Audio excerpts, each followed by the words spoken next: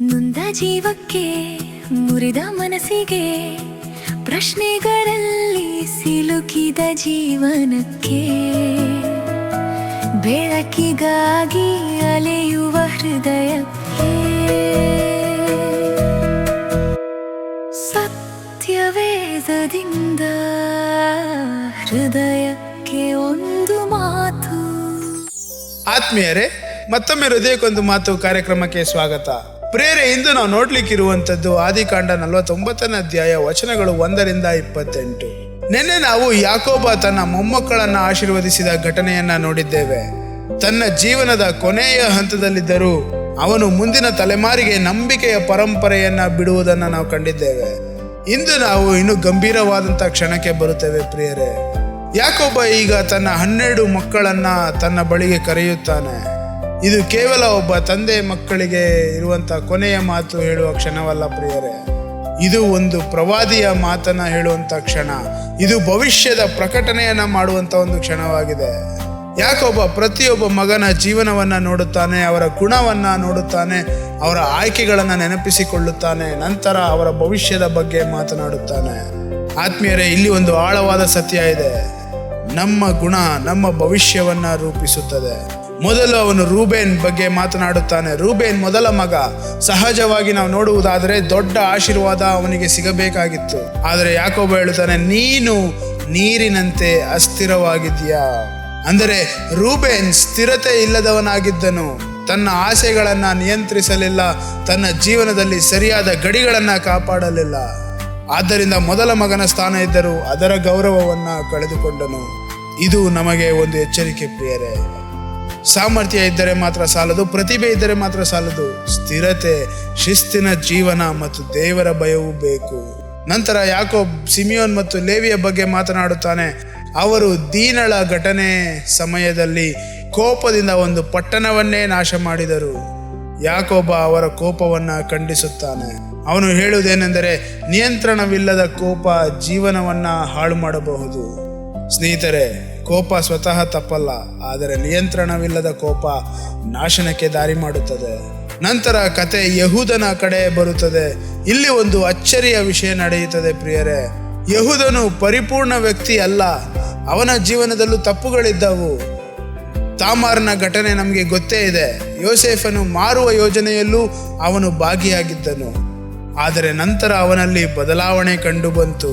ಬೆನ್ಯಾಮೀನನಿಗಾಗಿ ತನ್ನನ್ನೇ ಕೊಡಲು ಸಿದ್ಧನಾದವನೇ ಈ ಯಹೂದನು. ಆದ್ದರಿಂದ ಯಾಕೋಬ ಅವನಿಗೆ ನಾಯಕತ್ವದ ಆಶೀರ್ವಾದ ಕೊಡುತ್ತಾನೆ. ಅವನು ಹೇಳುತ್ತಾನೆ, ರಾಜದಂಡ ಯಹೂದನಿಂದ ದೂರವಾಗುವುದಿಲ್ಲ ಎಂಬುದಾಗಿ. ಇದು ಬಹಳ ದೊಡ್ಡ ಪ್ರವಾದನೆಯ ಮಾತು ಪ್ರಿಯರೇ. ಮುಂದೆ ಇಸ್ರಾಯೇಲ್ನ ರಾಜರು ಯಹೂದ ವಂಶದಿಂದ ಬರುತ್ತಾರೆ. ನಂತರ ಅದೇ ವಂಶದಿಂದ ಯೇಸು ಕ್ರಿಸ್ತನು ಬರುತ್ತಾರೆ. ಆತ್ಮೀಯರೇ, ಇದು ನಮಗೆ ಒಂದು ಭರವಸೆಯನ್ನು ಕೊಡುತ್ತದೆ. ಭೂತಕಾಲದಲ್ಲಿ ತಪ್ಪುಗಳಿದ್ದರೂ ಪಶ್ಚಾತ್ತಾಪ ಮತ್ತು ಬದಲಾವಣೆ ಇದ್ದರೆ ದೇವರು ನಮ್ಮನ್ನ ತಿರುಗಿ ಪುನಃ ಬಳಸಬಹುದು. ನಂತರ ಯಾಕೋಬ ಯೋಸೇಫಿನ ಬಗ್ಗೆ ಮಾತನಾಡುತ್ತಾನೆ. ಅವನು ಯೋಸೇಫನನ್ನ ನೋಡಿ ಫಲಭರಿತ ಕೊಂಬೆ ಎಂದು ಕರೆಯುತ್ತಾನೆ. ಯೋಸೇಫ ದ್ರೋಹ ಅನುಭವಿಸಿದನು, ಗುಂಡಿಗೆ ಹಾಕಲ್ಪಟ್ಟನು, ದಾಸನಾಗಿ ಮಾರಲ್ಪಟ್ಟನು, ಜೈಲಿಗೂ ಸಹ ಹೋದನು. ಆದರೂ ಅವನು ಮುರಿದು ಬೀಳಲಿಲ್ಲ. ಯಾಕೆ ಎಂಬುದಾಗಿ ನಾವು ನೋಡುವಾಗ ಯಾಕೋಬ ಇದರ ಉತ್ತರ ಕೊಡುತ್ತಾನೆ, ಶಕ್ತಿಶಾಲಿಯಾದ ದೇವರ ಕೈ ಅವನ ಜೊತೆ ಇತ್ತು ಎಂಬುದಾಗಿ. ಆತ್ಮೀಯರೇ, ದೇವರಲ್ಲಿ ಬೇರು ಬಿಟ್ಟ ಜೀವನವನ್ನ ಪರಿಸ್ಥಿತಿಗಳು ಸಂಪೂರ್ಣವಾಗಿ ನಾಶ ಮಾಡಲಾರವು. ಕಷ್ಟಗಳು ಬರಬಹುದು, ಜನರು ದ್ರೋಹ ಮಾಡಬಹುದು, ಆದರೆ ದೇವರು ಹಿಡಿದ ಜೀವನ, ದೇವರ ಕೈಯನ್ನ ಹಿಡಿದ ಜೀವನ ಕೊನೆಗೆ ಫಲ ಕೊಟ್ಟೇ ಕೊಡುತ್ತದೆ. ನಂತರ ಯಾಕೋಬ ಬೇರೆ ಮಕ್ಕಳಿಗೂ ಆಶೀರ್ವಾದ ಮತ್ತು ಪ್ರವಾದಿಯ ಮಾತುಗಳನ್ನ ಹೇಳುತ್ತಾನೆ. ಪ್ರತಿಯೊಬ್ಬೊಬ್ಬರಿಗೂ ಒಂದೇ ಮಾತು ಇರಲ್ಲ ಪ್ರಿಯರೇ. ಯಾಕೆಂದರೆ ದೇವರ ಯೋಜನೆ ಪ್ರತಿಯೊಬ್ಬೊಬ್ಬರಿಗೂ ವಿಭಿನ್ನವಾಗಿದೆ. ಒಬ್ಬನಿಗೆ ನಾಯಕತ್ವ, ಒಬ್ಬನಿಗೆ ಯುದ್ಧದ ಶಕ್ತಿ, ಇನ್ನೊಬ್ಬನಿಗೆ ಸೇವೆಯ ಕರೆಯುವಿಕೆ. ಇದರ ಮೂಲಕ ನಾವು ಒಂದು ಮುಖ್ಯವಾದಂಥ ಸತ್ಯ ಕಲಿಯುತ್ತಿದ್ದೇವೆ. ನಮ್ಮ ಜೀವನಗಳಲ್ಲಿ ಹೋಲಿಕೆ ಅನ್ನುವಂಥದ್ದು ಇರಬಾರದು. ದೇವರು ಪ್ರತಿಯೊಬ್ಬರನ್ನ ವಿಭಿನ್ನವಾದಂಥ ಉದ್ದೇಶಕ್ಕಾಗಿ ರೂಪಿಸಿದ್ದಾರೆ.